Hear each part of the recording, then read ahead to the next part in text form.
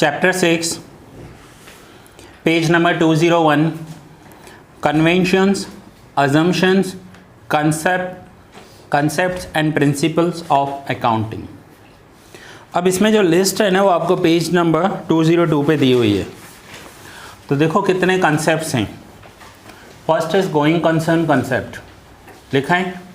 Then consistency, accrual, accounting entity. So ऐसे करके last total 14 है। 14 के बाद वाली लाइन में रीड कर रहा हूँ। Syllabus of standard 11 covers only first 11 concepts out of those listed above. However, for information of student, brief discussion is included on the other concepts also. So first 11 concepts ही आपके course में है, बाकी के लिए दिया हुआ है। अब ये concepts क्या होते हैं? तो ये रूल्स होते हैं। अब आगे आ जाओ पेज नंबर फर्स्ट 201 पर। मैं रीड कर रहा हूँ। Introduction. Accounting is known as the language of business, though it is equally important for non-business entities. Underline करो, accounting is known as the language of the business.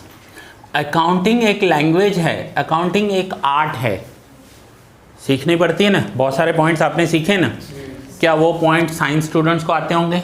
नहीं। आपको क्यों आ रहे हैं? क्योंकि आप कॉमर्स फील्ड से हो, अकाउंट आपका सब्जेक्ट है।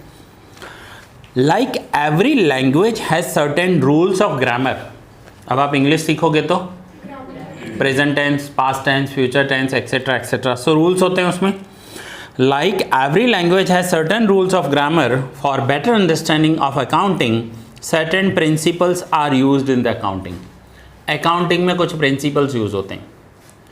प्रिंसिपल्स भी हैं, रूल्स भी हैं। अब मैं रूल्स की बात करूं तो किसी भी अकाउंट का डेबिट साइड कौन सा होता है? लेफ्ट हैंड साइड या राइट हैंड साइड? और राइट हैंड साइड? पूरी वर्ल्ड इसी के हिसाब से ही अकाउंटिंग करती है। सपोज करो आपने एक कंपनी में काम किया, वहाँ पर ये चलता था। दूसरी कंपनी में आपको लेजर पोस्टिंग का काम दिया, लेकिन वो कंपनी ऑपोजिट यूज़ करती है, तो वो company debit side credit side use करती है और राइट हैंड साइड को डेबिट यूज़ करती है, लेफ्ट हैंड साइड को क्रेडिट। आप वहाँ लेजर पोस्टिंग में कितनी मिस्टेक्स करोगे? बहुत सारी मिस्टेक्स होंगी। ऐसा नहीं है, हम करेंगे तो एक ही साथ। रूल्स हैं, कॉन्सेप्ट्स हैं कि यही ऐसे ही होना चाहिए, दैट्स इट। पूरी वर्ल्ड इसे यूज़ करती है, पूरी दुनिया में यही रूल चलते हैं। अगर आप यहाँ से निकल कर अमेरिका जा रहे हो, यूके जा रहे हो, कनाडा जा रहे हो या यूरोप जा रहे हो, वहाँ भी यही रूल्स काम में आएंगे। So it will be better कि आपकी यहाँ प्रैक्टिस होगी और वहाँ आप और अच्छे से कर पाओगे। सो कुछ रूल्स हैं, कुछ एजम्पशंस हैं, जिन एजम्पशंस के अकॉर्डिंग हमें अकाउंट्स करना होता है। कौन कौन से हैं वो हम इसमें रीड करेंगे। To ensure uniformity in accounting. Uniformity कैसे कहते हैं? हाँ, समानता, परफेक्ट वर्ड है समानता। जैसे आप स्कूल में जाते हो तो यूनिफॉर्म पहनते हो ना, वो यूनिफॉर्म क्या है? आप इक्वल एक जैसे क्लोथ पहनते हो, so that is uniformity. So accounts में भी यूनिफॉर्मिटी है। सर्टेन अकाउंटिंग प्रिंसिपल्स और कंसेप्ट्स और कन्वेंशंस और assumptions are used while writing accounts and in preparing financial statements. जब हम फाइनेंशियल स्टेटमेंट का मीनिंग होगा फाइनल अकाउंट्स। जब हम फाइनल अकाउंट्स बनाते हैं, सो मैं आपको बोल रहा हूँ कि एक एडजस्टमेंट है क्लोजिंग स्टॉक का। बैलेंस शीट में एसेट साइड, ट्रेडिंग अकाउंट में क्रेडिट साइड। ये रूल्स हैं, अजम्पशंस हैं, हम ऐसे ही करेंगे, कॉन्सेप्ट्स हैं, ठीक है। और हर एक यही करता है। The terms principle, concepts, conventions, doctrine, postulate and assumptions are sometimes used interchangeably. अब कुछ इंटरचेंजेबली यूज़ होते हैं। कैसे? समझो कोई फैक्ट्री में काम कर रहा है, उसे सैलरी दे रहे हैं, तो वो तो फैक्ट्री एक्सपेंस है, तो वो कहाँ आएगा? ट्रेडिंग में डेबिट साइड आएगा। फैक्ट्री में कोई काम कर रहा है, उसे सैलरी दे रहे हैं, प्रोडक्शन एक्सपेंस होता है, उसे कहते वर्ड वेजेस हैं। वेजेस यानी मजदूरी। लेकिन फैक्ट्री में सारे मजदूर थोड़े होते हैं, कोई तो इंजीनियर भी होगा, कोई सुपरवाइज़र भी होगा, तो ऐसे लोगों को तो सैलरी मिलेगी ना।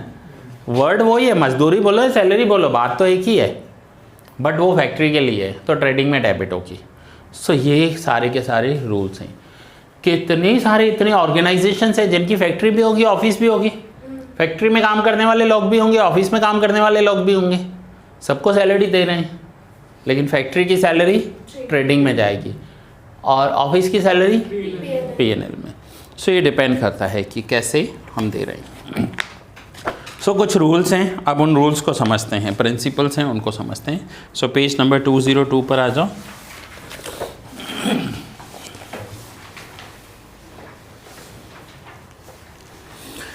गोइंग कंसर्न कंसेप्ट, अब इस कंसेप्ट में क्या आता है वो समझेंगे।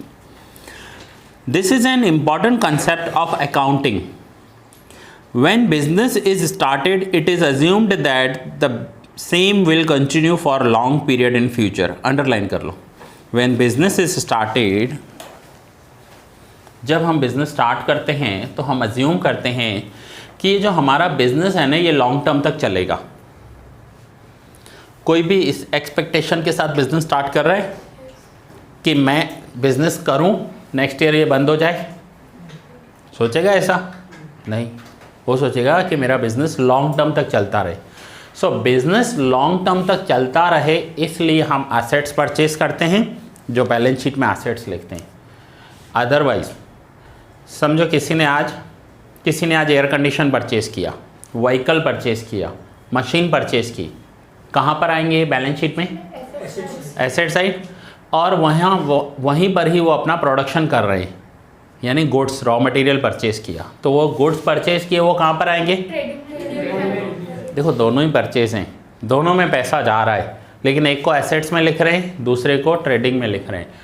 हम ये अज्यूम करते हैं कि हमारा बिजनेस बहुत लॉन्ग टर्म तक चलेगा, और लॉन्ग टर्म तक चलेगा ना, उस कंसर्न को बोलते हैं going concern concept. Going concern concept, ठीक है। इस कंसेप्ट के अकॉर्डिंग बिजनेस बहुत सारे ऐसे एक्सपेंसेस करता है जिसका बेनिफिट उसे लॉन्ग टर्म तक मिलने वाला है। समझो किसी भी बिजनेस ने अपना लोगो बनवाया, अपना बोर्ड बनवाया, पहले साल बनवाया, बोर्ड की लाइफ कितनी होती है? 5 साल, 10 साल, 15 साल। कुछ बोर्ड तो आप देखो 20-20 साल से वहीं लगे हुए हैं। That is going concern concept. उन्होंने अच्छे से बनवाया है कि ये चलता रहेगा। एज अ टीचर सपोज करो मैंने अपना एक ऐप बनवाया है, और ऐप बनवाने के लिए 50 से 60 हज़ार रुपया खर्चा हो रहा है, एक बार ही करना है, ठीक है। फिर हाँ उसका मेंटेनेंस देना होगा, वो एक अलग बात है, बट एक बार करना पड़ेगा। ये क्या है? ये गोइंग कंसर्न कंसेप्ट है। मैं ये बिलीव करूँगा कि इसका बेनिफिट मुझे आने वाले 10 साल मिलता रहेगा। सो ये जो 50,000 है ये मेरे 1 साल का एक्सपेंडिचर नहीं है। कितने साल का एक्सपेंडिचर? आने वाले 10 साल। So that is going concern concept. Clear हो गया? ये नीचे एक्सप्लेन किया हुआ है। फर्स्ट पॉइंट देखो क्या लिखा हुआ है, fixed assets are shown in the balance sheet. अब जो ऐप के लिए मैंने दिए, ये ऐप मेरा फिक्स्ड एसेट्स हो गया, ये मेरा फिक्स्ड एसेट्स। फिक्स्ड एसेट्स में 2 टाइप के एसेट्स होते हैं, एक टेंजिबल एसेट्स, इनटेंजिबल। टेंजिबल यानी जिसे हम टच कर सकते हैं, बेंच है, फर्नीचर है, ये टेंजिबल है। और इनटेंजिबल एसेट्स में goodwill, patents, copyright, trademark, software, mobile app, ये इनटेंजिबल एसेट्स हैं। आप मुझसे पूछो बेंच कहाँ है, तो यहाँ पर है। लैंड बिल्डिंग कहाँ है, फर्नीचर कहाँ है, पता है। मोबाइल का ऐप कहाँ है, मोबाइल में, सो इनटेंजिबल है, टच नहीं कर सकते, ठीक है। सो क्लियर हो गया, इनटेंजिबल है ये। सो that is going concern concept. Second concept पर आ जाते हैं, कंसिस्टेंसी कंसेप्ट। अब कंसिस्टेंसी कंसेप्ट में हम एक साल को दूसरे साल को तीसरे साल ऐसे कंसिस्टेंट बिजनेस को चलाते रहते हैं। तो उसके लिए हमें कुछ अपने डिसीजंस लेने होते हैं। कौन से? कि हम अपना स्टॉक फीफो मेथड के अकॉर्डिंग वैल्यूड करेंगे या लीफो मेथड के अकॉर्डिंग वैल्यूड करेंगे, पहला। दूसरा, हम अपने एसेट्स को स्ट्रेट लाइन मेथड के साथ डेप्रिशिएट करेंगे या रिड्यूसिंग बैलेंस मेथड के साथ डेप्रिशिएट करेंगे। ऐसा क्यों? क्योंकि हमें ये आज भी करना है और हमें ये नेक्स्ट ईयर भी करना है. That is consistency concept. Consistency concept. The principle of consistency suggests that while writing accounts or for preparing financial statements, the same policies, procedures and methods should be followed every year. हर साल हमें same method follow करना है.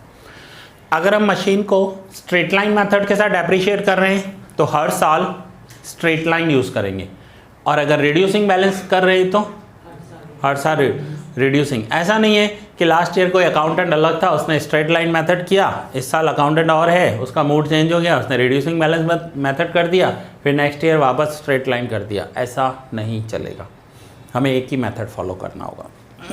That is consistency concept. Clear हुआ? नीचे देखो first point में लिखा हुआ है, if depreciation is provided by written down value method a year, the same method should be followed consistently every year. लिखा हुआ है, तो that is called consistency concept. Now third concept पर आ जाते हैं.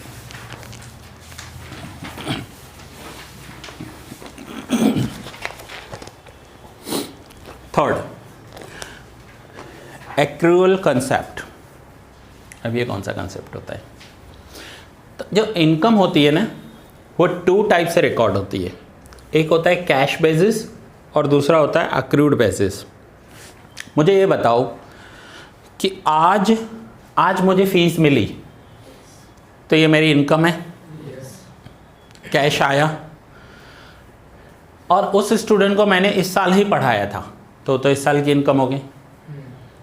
लेकिन आज मुझे कोई स्टूडेंट फीस देने आ रहा है जो 3 साल पहले पढ़ के गया था. डिफरेंस है दोनों में. 3 साल पहले मैंने उसके लेक्चर्स कंडक्ट किए थे, 3 साल पहले मैंने उसे पढ़ाया था. उस टाइम पर उसके पास फंड्स नहीं थे. उसने कहा सर मैं दे के जाऊँगा जैसे ही जॉब लगेगी. अब उसकी जॉब लग गई और सैलरी आई है, और सैलरी में से मुझे फीस दे कर गया. अब मुझे ये बताओ कि मेरे कौन से ईयर की इनकम होगी? 3 साल पहले की इनकम है, से अभी 22 चल रहा है, तो ये 19 की इनकम है या 22 की इनकम है? 19 की. सो अगर हम अपनी इनकम को एक्रूअल बेसिस कर रहे हैं तो ये 19 की इनकम है, क्योंकि उस टाइम पर मेरी इनकम तो जनरेट हो गई ना. इनकम जनरेट हो गई, मैंने अपना काम पूरा कर लिया, सिर्फ पैसा आना बाकी था. और दूसरा कैश बेसिस. अगर मैं ये देख रहा हूँ कि मेरे पास कैश आया यानी वो मेरी इनकम है, तो वो फिर मेरी आज की इनकम हो जाएगी. अब आप बोल रहे हो जैसे 3 साल पहले की इनकम है 19 की. ऐसा भी तो हो सकता है कि उस टाइम पर ऐसे 4 स्टूडेंट थे और एक ही देकर गया, 3 तो देने ही नहीं आए. बैड डेब्ट्स नहीं देने आए, बैड डेब्ट्स हो गया. ठीक है. सो एक होता है एक्रूअल बेसिस, यानी काम हो गया, इनकम जनरेट हो गई, पैसा आना बाकी है. तो कुछ लोग ऐसा करते हैं कि हमने काम कर दिया, पैसा आना बाकी है, यानी हमारी इनकम जनरेट हो गई. लेकिन जब तक कैश नहीं आई, ये कहाँ से इनकम हुई? सो कैश आ रही है उस दिन इनकम है. सो 2 अलग अलग कंसेप्ट है. कुछ लोग ये कहते हैं कि जिस दिन कैश आया वो हमारी इनकम, और कुछ बोलते हैं कि जिस दिन हमने अपना काम पूरा कर दिया उस दिन हमारी इनकम. अब हमारा ईयर 31 मार्च को पूरा होता है. समझो एक डॉक्टर ने 31 मार्च से 2-3 दिन पहले यानी 28 मार्च को एक सर्जरी की, और जो भी बिलिंग होता है वो बना 8 to 10 लाख रुपीज़ का, और पेशेंट को 1 हफ्ते के बाद यानी 5 अप्रैल को डिस्चार्ज किया गया. सो पेशेंट ने पूरा बिल 5 अप्रैल को क्लियर किया. यहाँ पर सर्जरी हुई थी 28 मार्च यानी 31 से पहले, पैसा आया अप्रैल में. तो इनकम टैक्स डिपार्टमेंट तो क्वेश्चन करने वाला है कि ये इनकम कौन से साल की होगी. अगर हम ये मानते हैं कि जिस दिन हमने काम कर लिया उस दिन, तो लास्ट ईयर की हो गई. लेकिन ये माने कि जिस दिन पैसा आया उस दिन हो गई. सो ऐसे बहुत सारे कंसेप्ट्स हैं. हमें इनमें से कोई एक कंसेप्ट चूज़ करना होगा कि हम अपना अकाउंटिंग कैश बेसिस पर करते हैं या एक्रूअल बेसिस पर करते हैं. मैं अपनी बात करूं तो मैं अपने लिए कैश बेसिस यूज़ करता हूं, क्योंकि जो अक्रूड है ना, एक्रूअल यानी अक्रूड यानी मैंने अपना काम कर दिया लेकिन पैसा आना बाकी है, पता नहीं कब आता है कब नहीं आता है. मैं कैसे कहूँ कि ये 3 साल बाद आए, ये हो सकता है 15 साल बाद भी आ सकता है, तब तक क्या करूँगा?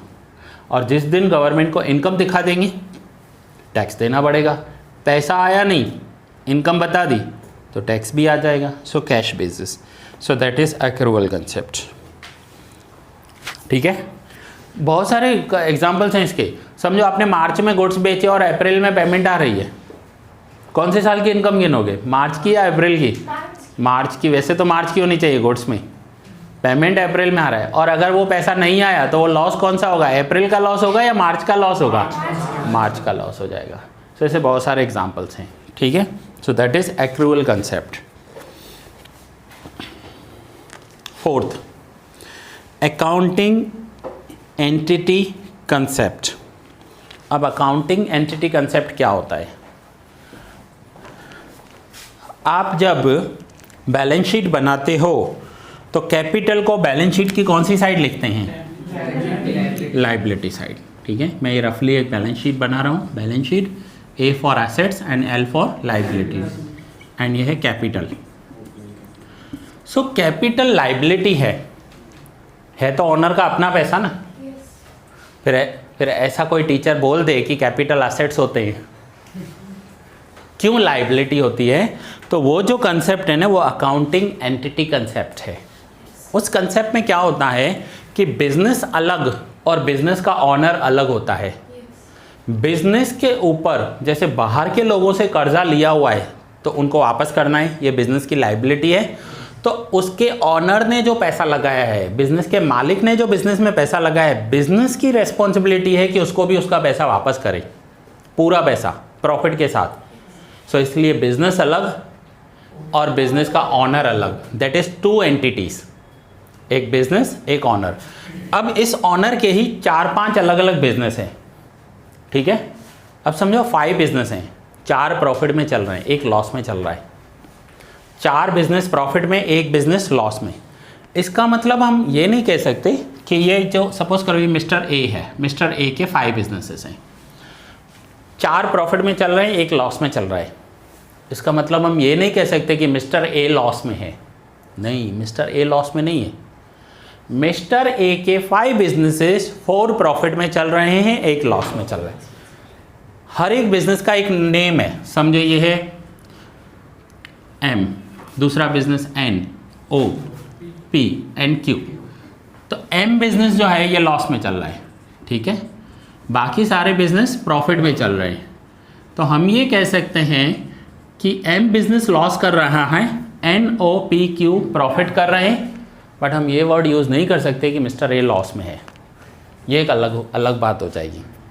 ए का लॉस करना और बिजनेस का लॉस करना दोनों अलग अलग हैं। सेम समझो मिस्टर ए, अब दूसरा एग्जाम्पल पे आते हैं।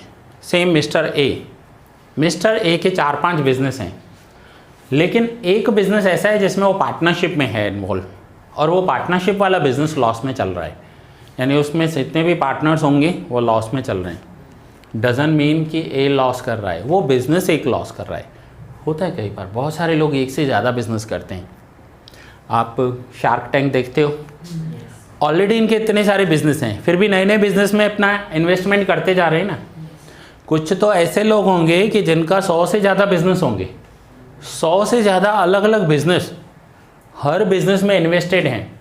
अब 100 में से सारे बिजनेस तो प्रॉफिट नहीं करते होंगे, कभी तो उनका भी डिसीजन रॉन्ग जाता होगा।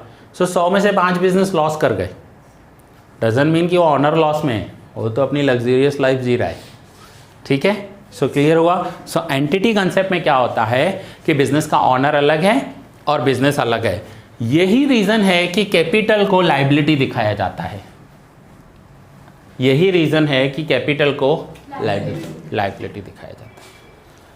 क्लियर हुआ? Yes sir. एक इंटरव्यू था, टीचर्स को अपॉइंट करते हैं ना 11th-12th में, तो इंटरव्यू लेने के लिए पैनल बैठती है। तो उस इंटरव्यू में मैंने एक क्वेश्चन किया था कि ये जो एंटिटी कंसेप्ट है ना वो मुझे बताओ। टीचर ने कहा सॉरी सर, रीड करना पड़ेगा मुझे। यानी इस कंसेप्ट के अंदर क्या आता है और क्यों कैपिटल को लाइबिलिटी में लिखते हैं वो नहीं बता पाई। सो 5 इंटरव्यूअर बैठे थे, हर एक ने एक क्वेश्चन किया, 2 क्वेश्चन करने थे। अब पहले में मैंने पूछा कि जो अकाउंटिंग एंटिटी कंसेप्ट है ना वो मुझे एक्सप्लेन करो, वो क्या होता है। सॉरी नहीं आता, सीधा मना कर दिया। बाकी चारों ने क्वेश्चन किया। फिर जब दूसरा क्वेश्चन आया ना, मैंने इसका आंसर पूछा कि कैपिटल को बैलेंस शीट की लाइबिलिटी साइड क्यों लिखते हैं, बोला नहीं आता। यानी पहले वाला क्वेश्चन मेरा क्वेश्चन था और दूसरा वाला क्वेश्चन उसी का ही आंसर था, बट वो नहीं बता पाई। सर नहीं पता, लिखते हैं बस लिखते हैं, ये पता है कि बैलेंस शीट की लाइबिलिटी साइड कैपिटल को लिखेंगे, बट क्यों लिखेंगे, उसके पीछे रीज़न क्या है वो मुझे नहीं पता। अकाउंटिंग एंटिटी कंसेप्ट उसका रीज़न था कि बिजनेस अलग और बिजनेस का ऑनर अलग। क्लियर हुआ? चलो, सो ये अलग अलग कंसेप्ट्स हैं जिन कंसेप्ट्स के अकॉर्डिंग हम अकाउंटिंग करते हैं।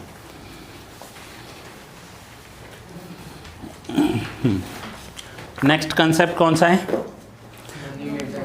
Money measurement concept. अब मनी मेजरमेंट कंसेप्ट में हमें ये देखना होता है कि हमारा बिजनेस जो है वो प्रोग्रेस कर रहा है, यानी हमारा बिजनेस इंक्रीज हो रहा है या डिक्रीज हो रहा है। इसमें भी मैंने आपको पहले भी एग्जांपल्स दिए हैं, सेम एग्जांपल्स मैं कोट कर रहा हूँ। सपोज करो मिस्टर ए है, ठीक है। मिस्टर ए का बिजनेस 2021 में भी है और 2001 में भी था। मिस्टर ए का फर्नीचर का बिजनेस है, वो 2021 में हर महीने 100 चेयर्स सेल करते थे। कुर्सी होती है ना, टेबल या चेयर सेल करते थे और पर टेबल 100 रुपीज़ कमाते थे। सो टोटल 10,000 प्रॉफिट हो गया। अब आज इनका जो सेल है ना वो 50, ये क्वांटिटी है, ये जो पहला लिखा है ये क्वांटिटी है और ये इनका प्रॉफिट है। आज ये 50 चेयर्स या टेबल्स सेल कर लेते हैं, लेकिन पर पीस 500 रुपीज़ कमाते हैं, 25,000। अब अगर मैं आपको ये नहीं बताऊं, क्वांटिटी नहीं बताऊं, मैं सिर्फ आपको इतना बताऊं कि 2001 में 10,000 प्रॉफिट था और अभी 25,000 प्रॉफिट है, आप लोगों का बिजनेस बढ़ गया, प्रॉफिट भी बढ़ गया।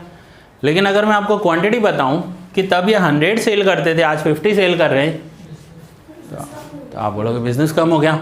So that is money measurement. Business कम हो गया लेकिन फिर भी ग्रोथ कर रहे हैं, प्राइस इंक्रीज कर दिया। कंपनी लॉस में चल रही है फिर भी प्रॉफिट हो गया। कैसे समझे? कंपनी लॉस में चली गई, उस कंपनी ने 10 करोड़ का लॉस किया लेकिन फिर भी प्रॉफिट हो गया, क्योंकि उन्होंने जो 20 साल पहले लैंड बिल्डिंग परचेज की थी ना, 20 साल पहले 100 करोड़ में लैंड बिल्डिंग परचेज की थी, आज उसकी वैल्यू 500 करोड़ हो गई मार्केट में। सो कंपनी ने 10 करोड़ का लॉस किया फिर भी प्रॉफिट हो गया। बिजनेस में लॉस किया बट उनके एसेट्स तो इंक्रीज हो गए ना, कंपनी बंद हो गई। समझो इस साल कंपनी ने ना 10 करोड़ लॉस कर दिया, तो फाइनली डिसीजन हुआ आप कंपनी को बंद कर देना चाहिए। कंपनी बंद की, 10 करोड़ का लॉस हुआ, लेकिन फिर भी उनके शेयर होल्डर्स को प्रॉफिट मिला, क्योंकि जब उन्होंने इन्वेस्ट किया था 20 साल पहले, तब वो जो लैंड बिल्डिंग 100 करोड़ में ली थी, आज वो लैंड बिल्डिंग 500 करोड़ में बिक गई, तो प्रॉफिट हो गया ना। That is money measurement. So बहुत सारी चीज़ें हमें ये लगती है कि ये एक्सपेंसिव है या ये बहुत सस्ती है, उसकी वैल्यू से डिसाइड होता है, और वो मनी मेजरमेंट, मनी हमारे पास मेजरमेंट करने के लिए है। सो ये था मनी मेजरमेंट कंसेप्ट, जिससे हमें ये पता चलता है कि बिज़नेस में क्या हो रहा है। क्लियर है? सो ये 5 कंसेप्ट्स हैं, पहले रीड कर लो तो बाकी के फिर मैं आपको एक्सप्लेन करता हूँ। ठीक है, ये 5 कंसेप्ट्स आप रीड कर लो और किसी भी कंसेप्ट में कोई डाउट है तो वो क्लियर कर लो, देन हम आगे कंटिन्यू करेंगे। नेक्स्ट लेक्चर में मैं आपको आगे के कंसेप्ट्स क्लियर करूँगा।